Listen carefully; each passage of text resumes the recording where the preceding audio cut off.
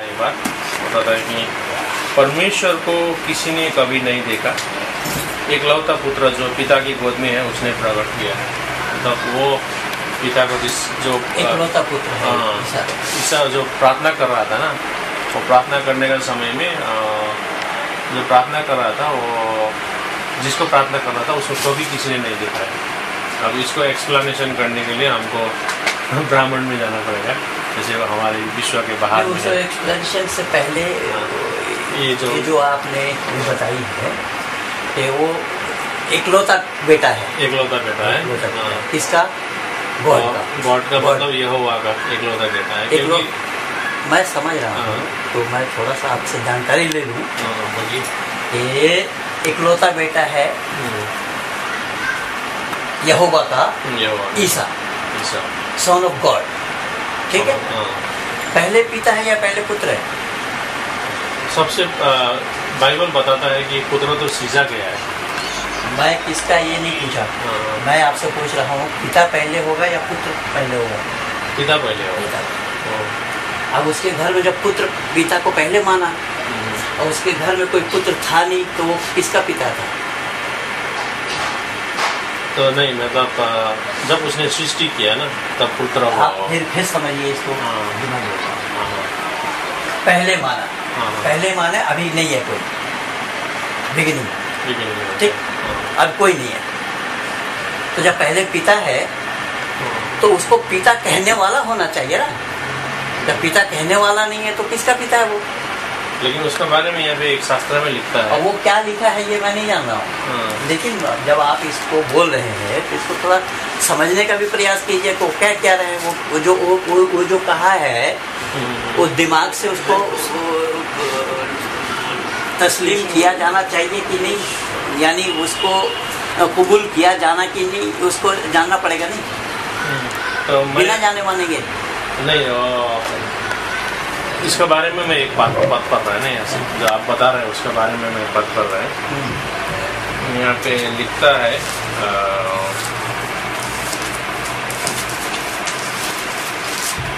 वो क्या लिखता है उसको तो छोड़िए ना, वो जो लिख दिया वो थोड़ा ही मानने लायक है।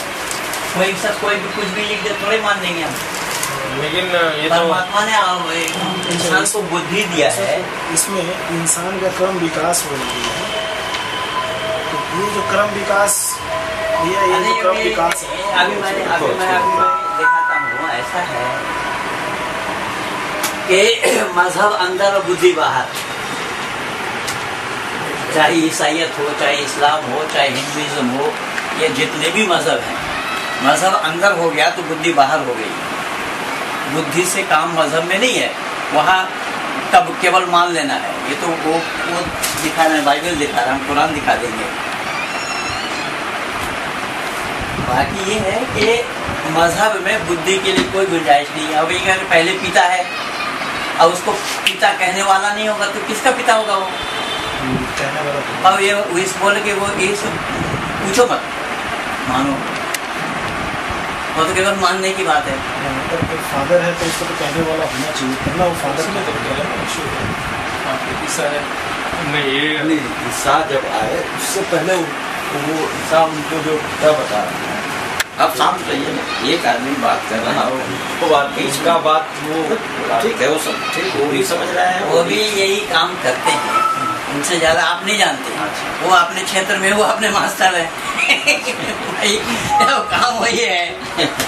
तो सब अपने क्षेत्र में माहिर है। मैं ऐसा है कि कहाँ क्या है जानेंगे सबका, तब एक जगह आकर के हमें पता लगेगा कि सही और गलत का। तब निर्णय तब लिया जाएगा कि कहाँ किसके पास सही है, कौन सा सही है ना। निर्णय लेने के लिए हमारे पास गुंजाइश तब होगी जब हम उसको अकल के कसौटी पर जब उसको हम खरा पा जाएंगे। तो हमारी मान्यता ये है, यस तर्किन अनुसंधान धर्म में वेद नेता कि हर बात को तर्क की कसौटी पर कसो, जवाब दे तो मानो, जवाब न दे मत मानो। अब यहाँ बाइबल का कहना है कि हजरत ईसा मसीह पहले से बोल रहे हैं। ईसा मसीह बोल रहे हैं दुनिया की सृष्टि हुई है यहाँ से।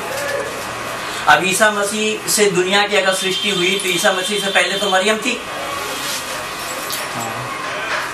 वो क्या सृष्टि के बाहर थी वो?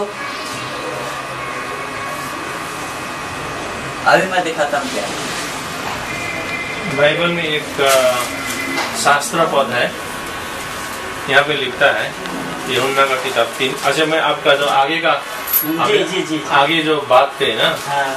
तो किसी ने कुछ लिखा है तो मैं खुद मान लूं, हाँ। ये तो हम लोग ने नहीं लिखा है। हाँ। यह शास्त्र बताता है बाइबल कि परमेश्वर का जो प्रेरणा से बाइबल शास्त्र है, हाँ। इसका क्या प्रमाण है? नहीं, शास्त्र प्रमाण है, क्योंकि ये अभी तक दुनिया में 2000 भाषाओं में ये मिलता है। 2000 भाषा में, 36,000 भाषा में मिले, लेकिन इसका प्रमाण क्या है कि दैट इज राइट? बिकॉज यहाँ पे लिखता है ना, ये भी लिखता है कि परमेश्वर का प्रेरणा से रचा गया है। लिखने वाला भाई अब ये तो वो कुरान भी यही कह रहा है, ये भी यही कह रहा है ये भी यही कह रहा है सालिकल किताब ला रही वफी, ये ईश्वर की रचना है, अल्लाह की रचना है, इसमें कोई शक व शुबा की गुंजाइश नहीं है। तो कुरान कह रहा है कि नहनु नज़्ज़लना ज़िक्र व इन्ना लहू लहाफ़िज़ून, इसके कुरान का नाजिल करने वाला मैं हूँ, इसका हिफाजत करने वाला मैं हूँ। अब किसको माना जाए? इसको माना जाए या आप वाली माना जाए? तो देखिए, खास में आप कुरान का बात करते हैं। हाँ? तो कुरान का किताब 2:17 में लिखता है, हाँ? ये उसका बारे में, किसके बारे में? मतलब ये क्या बोलता, मूसा का बारे में लिखता है, मूसा नबी का बारे में लिखता है। तो मूसा नबी को खुदा ने एक दूर पहाड़ में दिखाई दिए। 2:17 में लिखता है। हाँ। हमारे पास इसका है, हम लोग का जो रिसर्च करते हैं वो कुरान से भी करते हैं, और ये जितना हिंदू का शास्त्र है उससे भी हम लोग रिसर्च करते हैं। देखो नारा फलम्मा अज़ाअत मा हौलहु ज़हबल्लाहु बिनूरिही व तरकहुम फी ज़ुलुमात ला युबसिरून। हाँ, तो यह क्या बताना चाहते हैं? सूरा नंबर 2 आयत नंबर 17 में, वर्ष नंबर 17 में क्या बोला? नहीं, आपको क्या लिखा है उसमें? आप क्या बताना चाहते हैं वो बताइए ना। तो वही बता रहा है कि एक जाति था, उस लोग को गाइड करने के लिए खुदा ने एक मजहब दिया था, एक रास्ता दिया था इजरायली लोग को गाइड करने के लिए। तो वही हम इसलिए बता रहे हैं क्योंकि मूसा का बारे में बाइबल में भी लिखा है। मूसा का बारे में क्यों होगा? वो आदम से लेकर के ईसा तक है। तो अब खाली मोहम्मद का नहीं है उसमें, इसमें आदम से लेकर के मोहम्मद तक है उसमें, और इसमें यही अंतर है। तो कुरान में और बाइबल में अंतर यही है कि वहाँ मोहम्मद की चर्चा नहीं है क्योंकि इससे पहले की है, और ये उसके बाद के होने के नाते उसके बाद मोहम्मद की चर्चा इसमें है। बाकी आदम से लेकर के मूसा ईसा तक वहाँ उसकी चर्चा है, और आदम से लेकर के मोहम्मद तक इसकी चर्चा है। तो दोनों में क्या सिमिलरिटी है? हाँ, बहुत जगह जगह बहुत जगह मेल है, और कुछ जगह में मेल नहीं है। यानी आदम से ईसा तक। हाँ। और ये है आदम से मोहम्मद तक। हाँ। यानी एक चैप्टर इसमें ज्यादा है। हाँ। यानी मोहम्मद का चैप्टर आगे है। हाँ, तो अच्छा। वो मूसा ने बाइबल में बता रहा है कि परमेश्वर को, जो यहोवा को देखने के लिए उसने बोला था कि हमको आपका क्या है, आपका चेहरा हमको दिखाओ। तो उस टाइम में परमेश्वर ने, यहोवा ने मूसा को बोला, एक बात बोला, यहाँ पे मैं आपको पढ़ के सुनाऊं। 33 का 20 में बता रहा है,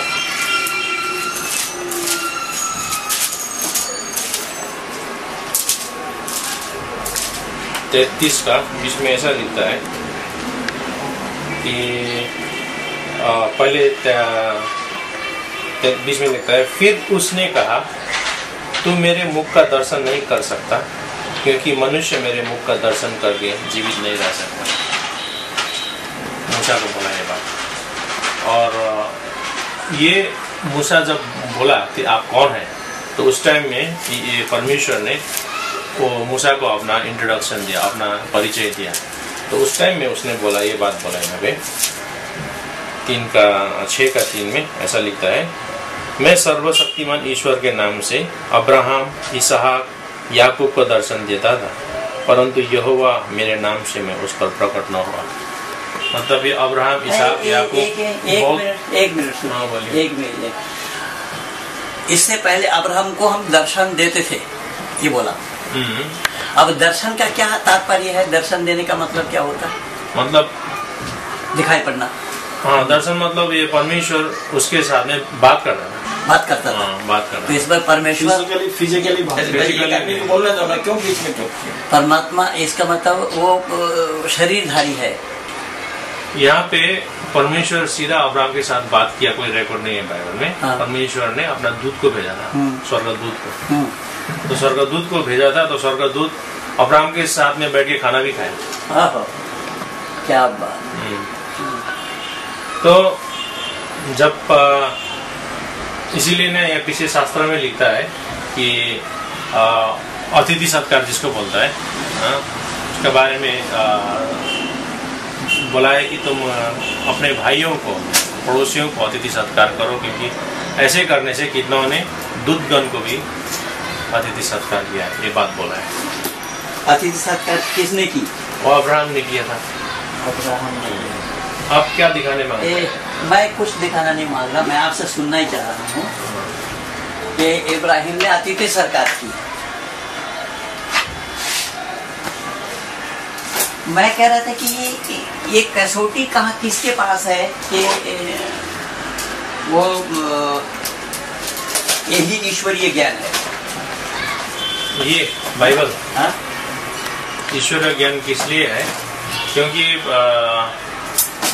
अभी इसमें हम आपके साथ बात करेंगे, इसको खोल के। हाँ? तो कोई नहीं बता सकता कि ये बात झूठा है। अच्छा, मैं एक दो बात पढ़ाऊँ, आपको बताऊँ। यहाँ पे अभी मैं सब निकाल लूँ ना, सब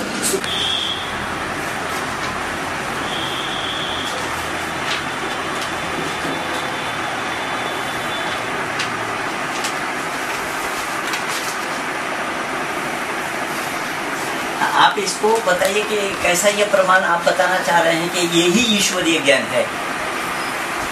देखिए, अगर मैं आपको बताऊं कि मैं ये बैग में 5 करोड़ रुपए लेके आया हूँ, तो आप विश्वास करेंगे? जब आप झूठ बोलने का आदि थोड़ी है, हम कैसे जानेंगे कि आप झूठ बोल रहे हैं? हाँ, सही बात है। कभी विश्वास भी कर सकते हैं, कोई नहीं कर सकता है। तो उसके लिए हमको क्या करना पड़ेगा? खोल के देखना पड़ेगा यदि है कि नहीं है अंदर में। तो आप जैसे पूछ रहे हैं कि ईश्वरीय ज्ञान ये है कि नहीं है, हाँ। तो हमको इसको खोल के देखना पड़ेगा। हाँ, जी जी, ये ज्ञान बहुत सुंदर। जी जी, ईश्वरीय ज्ञान है कि नहीं है इसमें, है ना? क्योंकि हम लोग को जो यहोवा के साक्षी बताते हैं, एकदम आंतरिक हृदय से वो हमारा परमेश्वर है। यीशु मसीह को उसने भेजा है, बाइबल में लिखा है, और हम इसीलिए इंसान है। बाइबल में लिखा है, ये बार बार कह रहे हैं आप। मैं कह रहा हूँ कि बाइबल ही ईश्वरीय ज्ञान है, ग्रंथ है। पहले उसको क्या लिखा है बाइबल में, क्या लिखा है? वो बाइबल ही ऑथेंटिक पुस्तक है, उसका क्या हवाला है? क्योंकि ये जहाँ मेरे पास एक किताब है, हिंदी में, इंग्लिश में भी है, बहुत सारे भाषाओं में है। वहाँ पे लिखता है कि बाइबल में जो जो भविष्यवाणी की गई थी वो सालों हजारों साल बाद पूरा हुआ। जैसे मैं आपको यहाँ से खोल के दिखा सकता हूँ कि 400 वर्ष पहले जब ये सिकंदर, अलेक्जेंडर द ग्रेट था, वो आएगा, कैसे वो लोग राज्य जीतेगा और उसका मरण कैसे होगा और उसका राज्य किस भाग में डिवाइड होगा, सब लिखा है। तो ये आदमी अलेक्जेंडर द ग्रेट लड़ाई करते करते यरूशलेम तक पहुंचा, तो उसका बारे में ये भविष्यवाणी उसको दिखाया गया। तो वहाँ का जो आदमी लोग उसने अटैक नहीं किया। ये हम नहीं बता रहे, ये इंसाइक्लोपीडिया ब्रिटानिका जो दुनिया में एक किताब है, जो होता है वो बताता है। और आज हमारे समय में भी ये कोई भविष्यवाणी जो लिखी है आज हमारे समय में पूरा हो रहा है। और दूसरा क्या है कि यहाँ पे कोई लिखित चीज़ है, जैसे कि बच्चे लोग कैसे खुश रह सकते हैं जब तक। ये आपका एक नियम, पहला नियम देखिए जरा, आयत नंबर कौन सा किताब है? मती। हाँ बोलिए, मती। आयत नंबर 1 में क्या लगता है? हाँ, आयत नंबर 1 में क्या है? वो तो आयत 1 मती का हाँ बोलिए। मत्ती का किताब अध्याय 1 और 1 से लेकर है अब्राहम की संतान, दाऊद की संतान, यीशु मसीह की वंश वाले। ये परमेश्वर ने आकाश और पृथ्वी, ये तो आपका उत्पत्ति का किताब, उत्पत्ति का किताब, उत्पत्ति वाला। हाँ, उत्पत्ति का आयत नंबर 1, 2, 3, 4, 5, 6, 7, 8, 9, 10, 11 तक बोलिएगा। तो उत्पत्ति का किताब में बताता है जी। 1 का आदि में परमेश्वर ने आकाश और पृथ्वी की सृष्टि की। पृथ्वी बेडौल और सुनसान पड़ी थी और गहरे जल के ऊपर अंधियारा था तथा परमेश्वर का आत्मा जल के ऊपर मंडलाता था। एक मिनट वहीं रुकिए। हाँ। अब यही से दुनिया बन रही है। तो जैसे ये कैमरे लिए घूम रहे हैं, हम देख रहे हैं, तो परमात्मा के आत्मा मंडरा रहा था, ये किसने देख लिया? ये अभी हम आपको बताएंगे। यहाँ पे एक लिखा हुआ है, दूसरा तीमोथी का किताब 3 का 16-17 में इसका उत्तर है। क्योंकि हमने तो वो आदमी से जाके नहीं मिला जिसने ये लिखा, लेकिन हम ये बात पर पक्का विश्वास करते हैं, संपूर्ण पवित्र शास्त्र परमेश्वर की प्रेरणा से रचा गया है और उपदेश और समझाने, सुधारने, धर्म की शिक्षा के लिए लाभदायक है, क्योंकि परमेश्वर का जो जन है वो सिद्ध बने और हर एक भले काम के लिए तत्पर हो जाए। तो ये जो लिखा है वो लिखा है, वही तो मैं बोल रहा हूँ ना, कि इसी के बेस पे लिखा है। यहाँ पर ये कहा गया, बताया गया है कि ये पृथ्वी बिल्कुल सुनसान पड़ी थी, बेडौल थी और जल के ऊपर अंधियारा था तथा परमेश्वर का आत्मा मंडरा रहा था। तो आत्मा मंडरा रहा था, तो वहाँ देखने वाला कोई होगा तभी ना वो देख करके बोलेगा कि परमात्मा का आत्मा मंडरा रहा है। तो तब दुनिया बनाने से पहले जब कोई वस्तु थी ही नहीं, तो आत्मा को मंडराते हुए किसने देख लिया? हाँ, ये आपको जो लिखा था, ये लिखने वाला आदमी का नाम है मूसा। वो लिखा, ये मैं नहीं जानना हूँ, लेकिन ऐसा लग रहा है कि आप लोग बहस करना चाहते हैं। नहीं, बहस नहीं, जानना चाहते हैं। नहीं, ये लग रहा है जैसे बहस करना चाहते हैं, कंट्रोवर्सी क्रिएट करना चाहते हैं। तो इस पे हम लोग कंट्रोवर्सी नहीं है भाई मेरा। नहीं, वो देख रहे हैं। अबे जो चीज आप दुनिया को बता रहे हैं उससे सच्चाई होना चाहिए कि नहीं होना चाहिए? सच्चाई है तभी तो हम लोग दांत खुल करके हाथ में आ जाएगा। ये सच्चाई वही। तब मैं देखो, ये आपसे मेरा परिचय नहीं था, मैं पहले से कर रखा है। देखो ये मेरा लैपटॉप क्या बता रहा है। इसीलिए ऐसा है, धर्म क्या है पहले जानना पड़ेगा। ये हम नानी घर का खेल थोड़े, या कोई कुछ लिख दिया हम लेके फिरते रहे, दुनिया को समझाते रहे। ये खास ऐसा है, ये बहुत ही, ये मानवता पर ही कुठाराघात हो रही है। ये मानवता क्या है हमने जाना नहीं। अभी बाइबल से पहले वो और किताब है, मूसा के जमाने की किताब अलग है, दाऊद के जमाने की किताब अलग है। तो अल्लाह परमात्मा ज्ञान उसका परिपूर्ण होना चाहिए या अपूर्ण होना चाहिए? खास में परमात्मा का ज्ञान पूर्ण होना चाहिए, अपूर्ण होना चाहिए? इंसानी तो अपूर्ण है, परमात्मा की बात हो रही है। परमात्मा जो भी देता है वो पूर्ण देता है। वही बात हो रहा है, वही कह रहा हूँ। ईश्वर का ज्ञान पूर्ण है, ठीक है। तो क्या पहला ज्ञान ये बाइबल है या इससे पहले भी किताबें थी? अभी ये तो मैं आपको पढ़ के नहीं बताएगा, आप हिस्ट्री में रिकॉर्ड कीजिए कि कौन सा चीज लिखा है मेरा। देख लिया, अब हिस्ट्री में रिकॉर्ड किए, आप मेरे नाम से शायद वाकिफ नहीं होंगे। और मतलब ये जो लिखा गया है ना, हाँ, ये सब झूठ लिखा है, इसमें एक भी सच्चाई नहीं है। एक भी सच्चाई हमें सिद्ध करके नहीं दिखा पाएंगे। एक मैं बता रहा हूँ मिसाल के तौर पर, एक भी। क्योंकि परमात्मा का ज्ञान क्या है ना, पहले उसको जानना पड़ेगा। उसके जाने बिना परमात्मा का ज्ञान कह देना किसी को, ये बिल्कुल मानवता पर कुठाराघात है। परमात्मा ब्रह्मांड को लेकर के है, विश्व को लेकर के है, मनुष्य मात्र को नहीं, प्राणी मात्र को लेकर के है। अब एक वर्ग विशेष को लेकर के परमात्मा हो जाए तो वो परमात्मा नहीं हो सकता, वर्ग विशेष का परमात्मा नहीं होगा। क्योंकि हम इंसान जो कहलाने वाले ठहरे ना, हम इंसान हम तब कहलाते हैं कि हम जब विचारशील होते हैं, विचारवान होते हैं, विचार पूर्वक काम करते, तब हमारा नाम इंसान होता है। इसलिए हमारा शास्त्र कहता है मत्वा कर्मणि सिद्धते, कि मनुष्य वही है जो विचार पूर्वक काम करे। तो मनुष्य के काम में पक्षपात नहीं होनी चाहिए। और पक्षपात क्यों नहीं होनी चाहिए? कि ये मनुष्य पुत्र है परमात्मा का। लेकिन बाइबल तो परमात्मा का पुत्र सबको नहीं माना। बाइबल में केवल ईसा मसीह को ईश्वर का पुत्र माना है। बाइबल सबको ईश्वर का पुत्र नहीं माना। अगर एक ईसा मसीह ईश्वर के पुत्र हो जाएंगे तो दुनिया वालों को सौतेले बेटे होने पड़ेंगे। में ना भैया, हम लोग का प्रत्येक संडे में मीटिंग होता है और आज सुबह भी मीटिंग था। और ये बहुत सारे भाषाओं में होता है। फिलीपीन में तगालोग में होता है, इंग्लैंड में इंग्लिश में होता है, चारों तरफ। लेकिन आज हम लोग ने क्या पढ़ा मालूम है? क्योंकि जो स्वर्गदूत है, जो ईसा मसीह है, उसका तो अपना पुत्र है। स्वर्गदूत भी परमेश्वर का पुत्र है। और जिस को बनाया है, आज सांस ले रहे हैं हम लोग। दूत की माने क्या होता है जानते हैं आप? स्वर्गदूत मतलब जिसका आत्मिक शरीर होता है। हाँ, दूत की माने क्या है? हाँ, जो जिसका खबर एक दूसरा को देने के लिए। हाँ। अब खबर किसका? परमात्मा का। परमात्मा का खबर जो ले जाए वहां से यहाँ तक वो दूत है ना? तो इसका मतलब आपका परमेश्वर सर्वव्यापक नहीं है। अगर वो हर जगह होगा तो दूत क्यों भेजेगा वो? तो देखिए भैया, आपने बोल दिया ये झूठ है, लेकिन हम नहीं बोलते किसी को भी। नहीं, आप बोल नहीं पाएंगे। कर रहे हैं तो वो झूठ है। आप बोल नहीं पाएंगे, लेकिन परमात्मा ने भेजा दिया है कि नहीं दिया है? तो वो भेजा सबको दिया है। उसको विचार करने के लिए दिया है, ताला डालने के लिए दिया है। तो हम लोग तो यही पढ़ के खुश हैं। ठीक है, कोई बात नहीं। परिवार में भी शांति है। ठीक है वो। और हमारे जो आदमी लोग जिसको हम सिखाते हैं, अभी हम दो तीन आदमी को सिखाया गया है, वो लोग भी जिंदगी में खुश है। जबकि अब आप 2-3 आदमी को सिखाए हैं, हम या कई लाख को सिखाए हुए हैं। वही देखिए, हाँ, आपसे हमारा कोई परिचय नहीं था, लेकिन बाइबल के बारे में मैं यहाँ कर रखा हूँ। देखिए, ये उत्पत्ति विषय में यही आया है। सबसे पहले आयत यही है कि आदि में परमेश्वर ने आकाश और पृथ्वी की सृष्टि की। अब आकाश क्या है, कैसा जाना? आकाश किसको कहा जाता है? जिसकी सृष्टि की जाती है। आकाश के माने होता है खाली जगह, स्पेस को आकाश कहा जाता है।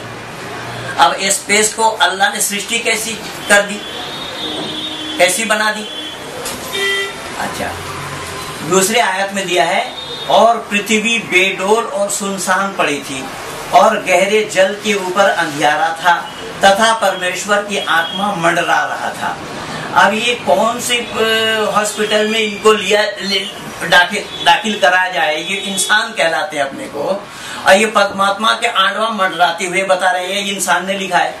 अब मानव ये बताए कि परमात्मा के आंडवा मंडरा रहा था, मानव कह रहा है। तो मानव ये कह रहा है कि परमात्मा का आत्मा मंडरा रहा था, तो मानव पहले है या परमात्मा पहले है? परमात्मा के आत्मा को मंडराती हुए जब किसी ने नहीं देखा, जब हम देखे ये कमरे में आ रहे हैं, तो हम पहले से हैं कमरे में या दूर से देख रहे हैं? हम होंगे तभी हम देख पाएंगे। तो परमात्मा के आत्मा को मंडराती हुए किसने देखा है? और परमात्मा का आत्मा अगर मंडराने लगे तो दुनिया कैसे चल सकती है भला? अब देखिए तीसरी आयत में क्या है, तब परमेश्वर ने कहा उजियाला हो लो, उजियाला हो जा। तो उजियाला हो गया। अब उजियाला के माने क्या होता है? उजियाला के माने होता है प्रकाश।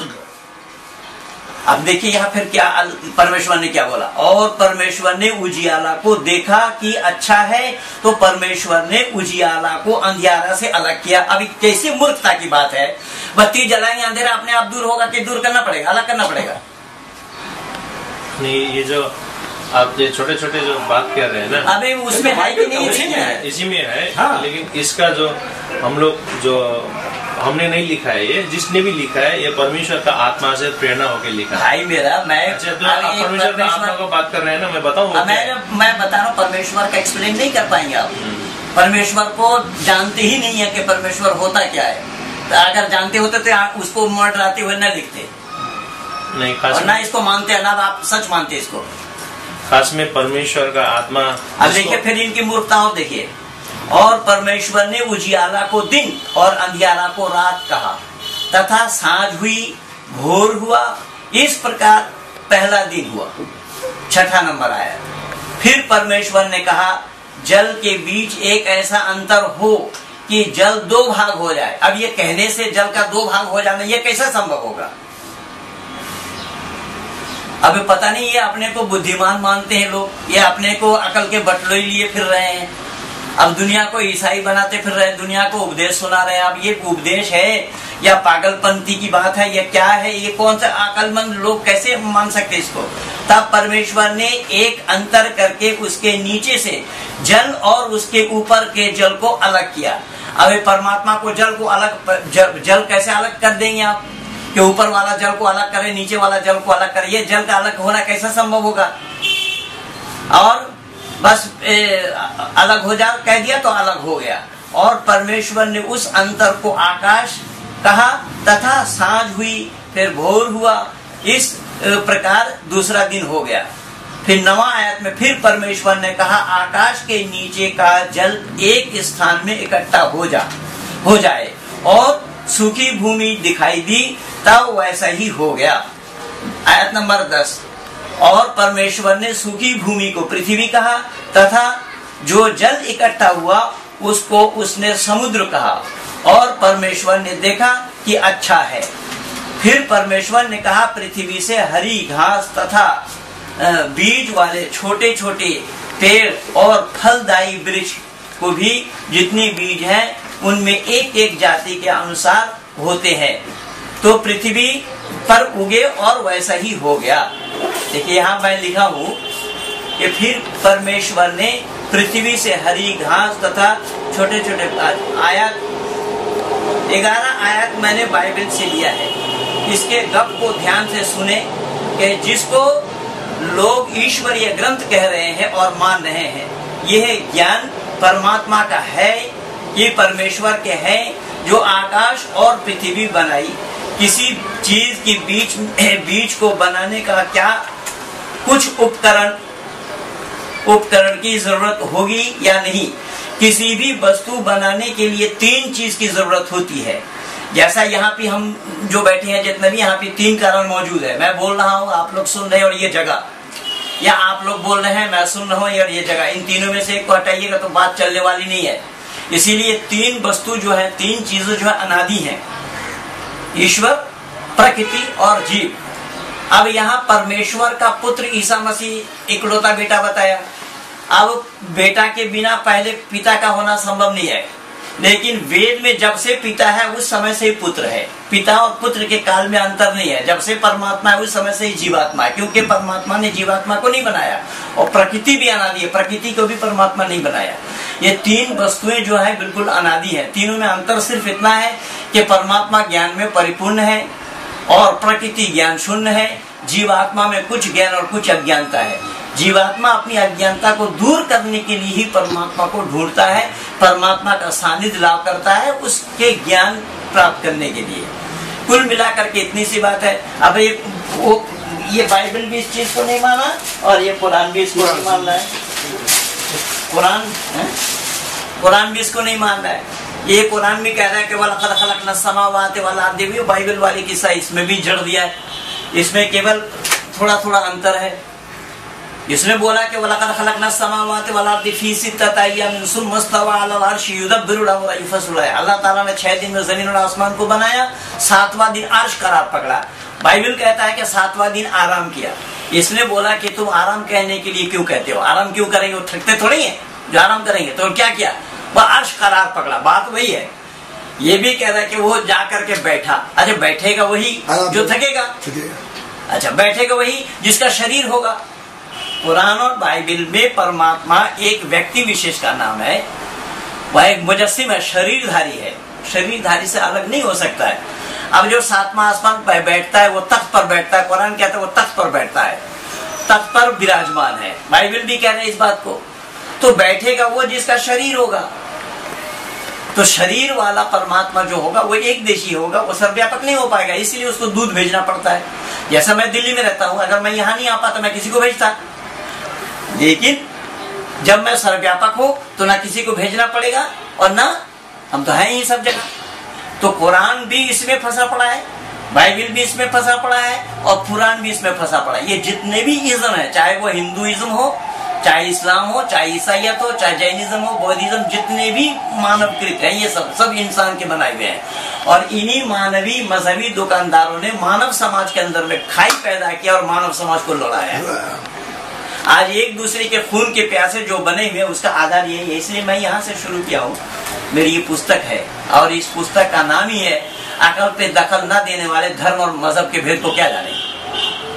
जो अकल पर दखल नहीं देते हैं वो मजहब और धर्म के भेद को नहीं जानेंगे। आज संपूर्ण विश्व में धर्म के नाम से मानव दिग्भ्रमित हो रहा है और मानव निर्मित मत पंथ मजहब को ही लोग धर्म मान रहे हैं। इसके मानव समाज का विकास होने के बजाय दंगा फसाद खून खराबा आपस में फूट का शिकार बने हुए हैं। जो मानव ही एक ऐसा प्राणी है कि जो इस मानव के निर्माण करने वाले अथवा धरती के सृजन करने वाले ने मानव को बुद्धिमान बनाया। धरती में जितने भी प्राणी हैं मानव को ही सबसे उत्कृष्ट प्राणी बोला। अब सबसे उत्कृष्ट प्राणी मानव को क्यों बोला? कि इसके पास बुद्धि है, बुद्धि से काम लेता है। मानव के साथ धर्म जुड़ा हुआ है, पशु पक्षियों के साथ धर्म नहीं है। मानव ही जानता है कौन मेरी माँ है, कौन मेरी बहन है, कौन भाई है, कौन पिता है, कौन इष्ट है, कौन मित्र है। ये केवल मानव जानता है, पशु नहीं जानता। इसीलिए वो पशु है। पशु पश्यति पशु केवल देखता है, उसके पास सोच विचार नहीं, अपना पराया का ज्ञान नहीं है, माँ बहन का ज्ञान नहीं है। लेकिन मानव उससे अलग नहीं हो सकता। मानव अगर धर्म को छोड़ेगा तो वो मानव ना होकर के उसी का नाम पशु, उसको नाम दाना बताया है। इसीलिए हमारा शास्त्र कहता है आहार निद्रा भय मैथुना च सामान्य में पशु भी नरणम धर्म ही देशा मदि को विशेष धर्म ना पशु भी समाना। आहार निद्रा भय और मैथुन ये चार चीज मानव के अंदर भी जुड़ा हुआ है और पशु के साथ भी लगा हुआ है। हम मानव आहार करते हैं, पशुओं को भी चारा डालना पड़ता है। हम निद्रा जाते हैं, उसको भी सोते हुए देखते हैं। भय इंसान को है, पशुओं को भी डर है। सेक्स पावर इंसान में भी है, पशुओं में भी है। लेकिन मानव के साथ जुड़ा हुआ है धर्म, और वो धर्म अलग नहीं होगा। अगर धर्म अलग होगा तो दोष लगेगा परमात्मा पर। धर्म मनुष्य मात्र के लिए एक होगा। क्यों? कि धर्म का बनाने वाला एक है, परमात्मा। धर्म का बनाने वाला अनेक होंगे तो धर्म अनेक होगा।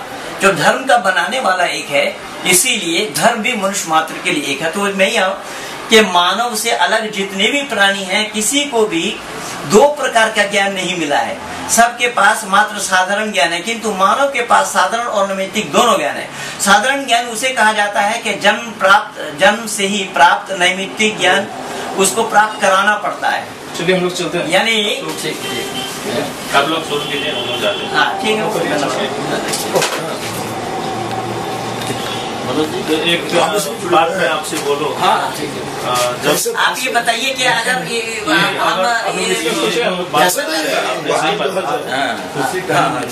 ये वो तो सब कुछ देता है। ये जो आपने बताया ना, मानव का जो धर्म का वजह से मानव का दानव बन गया है, ये कारण, ये बात सही है, मैं भी मानता हूँ। लेकिन आप सोचते हो कि हम लोग कोई ईसाई जगत का आदमी लोग होंगे तो ये लोग क्या करता है, जब यीशु मसीह दुनिया में था उसको मारा पीटा लटकाया गया, थूका, उसका ऊपर में काढ़े का ये लगाया गया। प्रोफेशनल वाले तो उसको मानते नहीं है। तो उसके बाद में क्या किया, रोमी सिपाही लोग उसको मारने को आया तो उसने अपना सर ऊपर करके बोला, हे पिता, ये लोग को माफ कर दे। ये लोग ये नहीं जानता ये लोग क्या कर रहे हैं। दुनिया में कोई आदमी नहीं ऐसा हो सकता, लेकिन उसी को फॉलो करने वाला लोग, सच बात है, ये इंग्लैंड भी रोमन कैथोलिक प्रोटेस्टेंट है, जर्मन भी रोमन कैथोलिक प्रोटेस्टेंट है। दोनों के बीच में पहला विश्व युद्ध और दूसरा विश्व युद्ध। वही तो मैं बता रहा हूँ। आप ये बताइए, आपसे एक प्रार्थना है कि अगर मैं कुछ जानकारी लेना चाहूंगा तो वहाँ कहाँ क्या कोई कांटेक्ट नंबर दीजिए या तो कोई मेल आईडी दीजिए जिससे हम लोगों का रास्ता मैं चाहता हूँ कि हम लोग का ये सिलसिला जारी रहे।